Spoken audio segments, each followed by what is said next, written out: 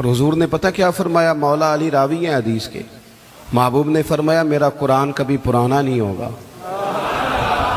اسے جب بھی پڑھو گے نا، جتنی دفعہ بھی پڑھو گے نا، جس رنگ میں بھی پڑھو گے نا، جس ٹائم بھی پڑھو گے نا، تمہیں نئی تازگی عطا کرے گا۔ اللہ نے توفیق دی ہے، کئی دفعہ گزرے ہیں، قرآن مجید کے ترجمے اور تفسیر کو دیکھا ہے، لیکن آج بھی جب دوبارہ پڑھتے ہیں نا کسی تفسیر کو تو ایک ہی آیت نئے نئے معنی دینا شروع کر دیتی ہے، نئے نئے مفاہیم، نیا نیا حسن، نئی نئی جاذبیت۔ قرآن پاک پڑھیں، قرآن پاک سے دلچسپی پیدا کریں، قرآن مجید کے ترجمے کو سمجھیں، قرآن مجید کی تفاسیر کو دیکھیں، اپنی دلچسپیاں قرآن پاک کے ساتھ مضبوط کریں۔ صحابہ کیا کرتے تھے؟ حضرت سیدنا ابو موسیٰ اشعری رضی اللہ تعالیٰ عنہ قرآن مجید بڑا سونا پڑھتے تھے، ہر بندہ ہر کام نہیں نہ کر سکتا۔ حضرت عمر فاروق، علم کا یہ حال ہے کہ حضور فرماتے ہیں میں نے خواب دیکھی ہے، خواب میں دودھ پی رہا تھا اور اتنا دودھ میں نے پیا کہ میرے ناخنوں میں بھی سفیدی آ گئی، فرمایا پھر جو بچ گیا میں نے خواب میں عمر کو دے دیا۔ یا رسول اللہ اس کا معنی کیا ہے؟ فرمایا اس کا معنی علم ہے۔ اللہ تعالیٰ نے حضرت عمر کو حضور کے علم کی خیرات عطا کی، اتنے بڑے عالم ہیں، لیکن حضرت عمر بڑے کھلے دل سے کہتے تھے بھئی قرآن ابی بن کعب سونا پڑھتے ہیں، لہذا تراویاں یہی پڑھائیں گے۔ وہ تراوی کی امامت کرتے تھے۔ ہر بندے میں ہر خوبی نہیں ہوتی، اور کسی کی خوبی کو تسلیم کرنا یہ بہت بڑے انصاف کی بات ہے۔ حضرت ابو موسیٰ اشعری قرآن پاک سونا پڑھتے تھے، تو کبھی ملاقات ہوتی تو حضرت عمر کہتے ابو موسیٰ یار ذرا مجھے میرے رب کی یاد تو دلا دے۔ تو وہ کہتے حضور آپ کو کوئی رب بھولا ہوا ہے؟ فرمایا ذرا یاد تو دلا۔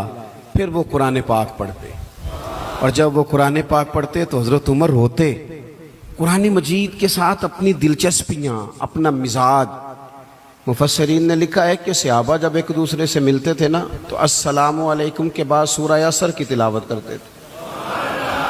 وہ کہتے تھے کہ اس کے اندر اللہ تبارک و تعالیٰ نے دین اسلام کی چیزوں کو، بنیاد اور اساس کو جمع کر دیا، اپنا ذوق قرآن پاک کے ساتھ۔ دیکھیں یورپ میں تھوڑے دن پہلے میں ایک آرٹیکل دیکھ رہا تھا، اب لڑکے اور لڑکی کو شادی سے پہلے باقاعدہ کورسز کرائے جاتے ہیں، موٹیویشنل اسپیکر کے پاس لے جایا جاتا ہے، کیونکہ وہاں مزاج ہے اکیلے رہنے کا، تنہا رہنے کا، تو شادیاں زیادہ چلتی نہیں، کسی کو برداشت ہی نہیں کرتے۔ وہ کہتے ہیں پہلے انہیں کورس کرا لو 2-3 ہفتے کا، انہیں سکھا لو کسی کو برداشت کیسے کرنا ہے۔ ویسے آج کل ہمارے ہاں بھی برداشت کو زیادہ کوئی نہیں، ہمارے بچے بھی جب سے موبائل آیا ہے نا وہ بھی کوئی کونے ڈھونڈتے ہیں، چلو بچیاں نو کیا کھڑا ہے، سیانے بھی آندے نے پہ نہ ہی کوئی کام دسو سانو، سمجھدار ترین بندے۔ کئی دفعہ کہتے ہیں بچیاں دی خواہش ہے جی پیر صاحب ایک فوٹو کھینچنی، میں کہا بچیاں دی ہے نا، تسی تے سائڈ تے ہو نا بچوں، آپ کدھر آ گئے بیچ میں؟ تو بچوں کی خواہش ہے، یعنی وہ جو خاص رغبت ہم نے موبائل سے پیدا کر لی، تو پھر بندہ تنہائی پسند ہوتا ہے، کسی کے ساتھ وقت نہیں گزار سکتا، مشکلات ہوتی۔ اب کتابیں لکھی جاتی ہیں زوجین کے حقوق پر، لیکچر دیے جاتے ہیں۔ میں کہتا ہوں ساری دنیا کے ماہر نفسیات کٹھے کرو اور سارے لیکچر ایک جگہ پہ، اور قرآن مجید کا ایک جملہ ایک جگہ پہ، ہن لباس لکم وانتم لباس لہن۔ اللہ فرماتے ہیں مرد عورت کا لباس ہے، عورت مرد کا لباس۔ یہ آپ لے لیں، آپ نکال لیں، جتنے لوگ بھی ہیومن رائٹس پہ بات کرتے ہیں، جتنے لوگ بھی آپ کو زوجین کے مسائل سکھاتے ہیں، جتنے بھی، یہ ایک جملہ کہ مرد عورت کا لباس ہے، عورت، اس سے بڑی بات مل نہیں سکتی آپ کو۔ 3 باتیں مفسرین نے لکھی، زیادہ لکھی ہیں، میں 3 عرض کرتا ہوں۔ وہ کہتے ہیں ایک تو بات یہ ہے کہ بندہ جتنا مرضی بھی سونا ہونا، لباس نہ ہونا پہنا ہوا تو بدصورت لگتا ہے۔ لباس شخصیت کا آئینہ دار ہے۔ وہی بندہ دیکھیں نا، میں کسی کی بات نہیں کرتا، میں پرسنل ذاتی طور پہ محسوس کرتا ہوں کہ میں ننگے سر بیٹھا ہوں نا، خالی ننگے سر، تو مجھے کئی دفعہ بچے بھی کہہ دیتے ہیں کہ بابا ٹوپی کدھر ہے؟ اور اگر آپ ٹوپی پر امامہ رکھتے ہوں، آپ کا اعزاز اور ہے۔ لباس سے انسان حسین ہوتا ہے، بغیر لباس کے نہ مہذب ہوتا ہے، نہ حسین ہوتا ہے، نہ شائستہ ہوتا ہے۔ اللہ نے کہا کہ تنہا تنہا زندگی کیسے گزارو گے؟ مرد عورت کا لباس ہے، عورت مرد کا لباس ہے. یہ ازدواجی زندگی تمہیں سجائے گی، تمہارے ہاں اولاد ہوگی، تمہارے رشتے بڑھیں گے، سسرال کے میکے کے رشتوں میں وسعت آئے. پھر دوسری بات مفسرین نے لکھی، مرد عورت کا لباس ہے. عورت آپ کو سردیوں میں بھی لباس کی ضرورت ہوتی ہے اور گرمیوں میں بھی لباس کی ضرورت ہوتی ہے. یعنی اگر آپ شدید گرمی میں بھی باہر نکلیں گے تو کوئی آپ سے کہے گا او کپڑا رکھ لے وہی سیرتے. اس کا مطلب ہے لباس گرمی سے بھی بچاتا ہے اور سردی میں تو پھر ضرورت ہے ہی. تو یہ جو میاں بیوی ہوتے ہیں نا، یہ بھی ایک دوسرے کو دکھوں سکھوں سے بچاتے ہیں. یہ بھی گہرائی میں آپ اتر کے دیکھیں تو یہ ڈھارس بندھاتے ہیں ایک دوسرے کے لیے، یہ آسانی کا باعث بنتے ہیں. اور تیسری بات، جسم کے اوپر جتنے بھی داغ دھبے ہوں نا لباس سے چھپ جاتے ہیں. سارے عیب لباس چھپا دیتا ہے. میرے رب نے کہا عورت تیرا لباس ہے، تو عورت کا لباس ہے. وہ تیرے پردے رکھ لے گی، تو اس کے پردے رکھ لینا، چھپ جائیں. تو آپ قرآن مجید کو پڑھیں گے. یہ میں نے صرف گھر کا ایک ذاتی مسئلہ جس کی ہر ایک کو ضرورت ہے وہ قرآن پاک سے آپ کی خدمت میں عرض کیا. آپ قرآن پاک کو پڑھیں، قرآن مجید کی تلاوت کریں. آپ میرے پاس ایک صاحب آئے تھے، کہنے لگے میں اخلاقی بلندی چاہتا ہوں لیکن قرآنی اخلاق سے. میں نے کہا تو صرف سورۃ حجرات کی تلاوت کر، اس کو سمجھ لے جا تو ایک سورت پڑھ، تجھے اندازہ ہو جائے گا کہ کتنے بلند اخلاق کی قرآن بات کرتا ہے. آخری گزارش جو آپ سے کرنی، آپ میری بات پر زیادہ توجہ دیں گے. قرآن پاک خالی بھی پڑھا جائے نا تو رحمت کا نزول ہوتا ہے. یعنی ایک حرف پڑھنے سے 10 نیکیاں ملتی ہیں. اور حضور نے وضاحت کر کے کہا کہ میں یہ نہیں کہتا کہ الف لام میم ایک حرف ہے. فرمایا الف ایک ہے، لام دوسرا ہے، میم 30 نیکیاں ملتی. آپ کی میں بات نہیں کرتا لیکن چند ایک لوگ جن کو میں زیادہ قریب سے جانتا ہوں، جہاں مجھے زیادہ، میں خاص اپنے دوستوں کو اکیلے میں بھی گزارش کرتا ہوں کہ یار مجھے لگتا ہے کہ تجھے کئی مہینے ہو گئے تو نے قرآن پاک نہیں دیکھا. میرے رضا صاحب رحمۃ اللہ علیہ مریدوں سے کہتے تھے قرآن دی ضرور کھولنا. اور ایک صاحب ایسے تھے کہ جو بڑے سخت مصروف رہتے تھے، تو حضرت صاحب ان کو فرمانے لگے نہ بھی نہ کبھی بڑا کم ٹائم ہو نا، پڑھنے کا موقع نہ بھی ہو تو سویرے ایک دفعہ نماز کے بعد اس کی زیارت کر لینا. قرآن پاک سے رحمت کی شعائیں نکلتی ہیں. قرآن پاک کے ساتھ اپنی دلچسپیاں، یعنی سویرے سویرے نا میری والدہ، آپ کو پتہ ہے دیہاتوں میں سب نے بھینسیں رکھی ہوتی تھی، تو اماں جی یعنی وہ سویرے اٹھ کے دودھ ریڑک کے اور پھر وہ جب مصلی بچھاتی تھی، تب میں سمجھتا تھا کہ یہ تکلفات ہیں. چونکہ جب بندہ پڑھ دیتا ہے نا پھر اسے گنجائشوں کا بھی پتہ چل جاتا ہے.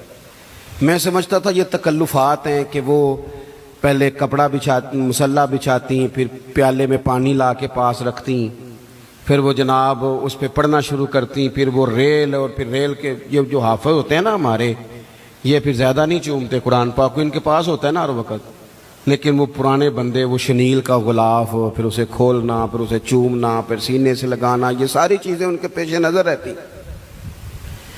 اماں جی نا وہ نماز پڑھ کے قرآن پاک کے کوئی 2-1 رکوع پڑھ کے پھر آواز دیتی، اور تسی اجے بھی ستے ہو، میں دودھ بھی رڑک لیا، نماز بھی پڑھ لی، سبق بھی پڑھ لیا، اٹھ جاؤ نا اب تو ٹائم تھوڑا رہ گیا نماز کا.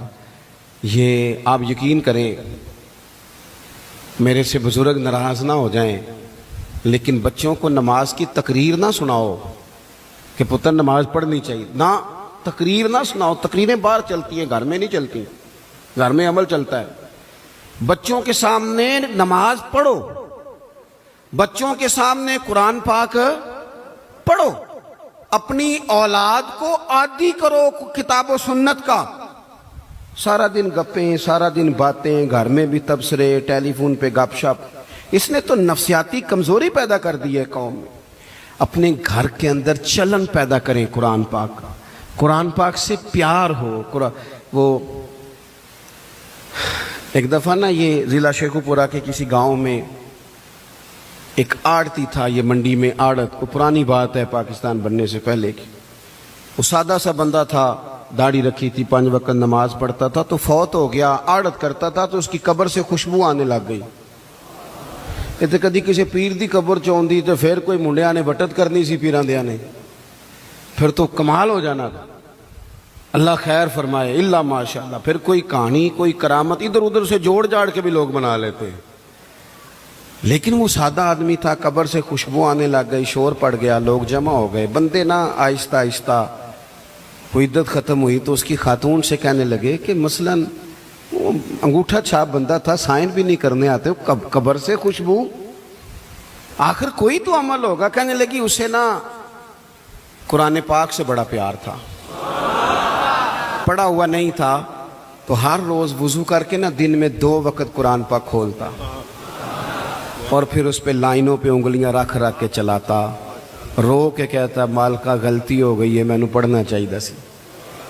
اللہ تو جو بھی آکھے ہے سچی آکھے ہے، تیرا کلام بڑا سچا ہے، مالک تو بڑا کریم ہے، تو میرے واسطے خیر دیاں گلاں کیتی۔ کہتے ہیں وہ قرآن پاک سے بڑا پیار کرتا تھا، بیماری تندرستی سفر حاضر قرآن سے بڑا پیار کیا۔ لوگ سمجھ گئے یہی تو وجہ ہے کہ قبر کی مٹی سے بھی خوشبو آ رہی ہے۔ اچھا، میں بعض جگہوں پہ مجھے زندگی میں ایسے بھی تجربات ہوئے کہ یار یہ اللہ کی کتاب ہے۔ میں جہاز میں بیٹھا تھا تو موبائل پہ میں نے قرآن شریف کھول لیا، میں نے کہا چلو اتنی دیر کی فلائٹ ہے کچھ پڑھتے ہیں، تو ایک میرے دل میں بدگمانی آئی۔ کبھی کبھی پگڑی دالی والا بندہ میری طرح اللہ معاف کرے سمجھ لیتا ہے نا نیک بھی میں ہی ہوں، یہ بھی کبھی کبھی بدگمانی آ جاتی ہے۔ تو میں وہ تلاوت کر رہا تھا تو میرے دل میں خیال آیا یار دیکھو سارے لوگ کانوں میں ٹوٹیاں لگائی ہیں، گپیں لگا رہے ہیں، قرآن پاک پڑھ لینا چاہیے تھا۔ تو ایک نوجوان اس نے نا بال پیچھے یہاں ربڑ ڈالی ہوئی عورتوں کی طرح، پینٹ شرٹ بڑی ڈاڑھی اور بڑا جدید فیشن کا اس کا سٹائل، تو میرے ساتھ جو سیٹیں تھیں ان پہ وہ بیٹھ گیا اور پھر اس نے فائلوں کے اندر سے سورت یاسین نکال دی، اور جب اس کو میں نے تلاوت کرتے دیکھا نا تو میں نے دل میں معافی بھی مانگی اللہ سے، اور میرے دل میں یہ بھی خیال آیا کہ یہ اللہ کا قرآن ہے، مولوی وہ قاری صاحب حافظ صاحب وہ فلان صاحب اپنے جیسے لوگوں سے، نیک لوگوں کی بات نہیں کر رہا، وہ تو نہ پڑھے تو کیا سمجھتا ہے کوئی پڑھتا ہی نہیں، یہ تو اللہ کا قرآن ہے، یہ پڑھا جاتا تھا، پڑھا جاتا ہے اور قیامت کے بعد بھی پڑھا جاتا رہے گا۔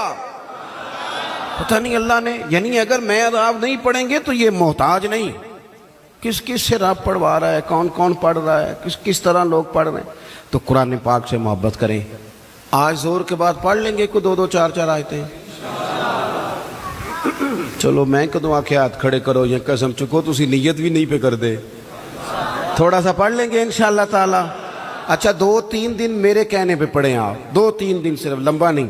میرا یہ تجربہ ہے جو بندہ صبح صرف 2 دن الارم سے اٹھے نا نماز کے لیے فجر میں، تیسرے دن خود بخود آنکھ کھل جاتی ہے۔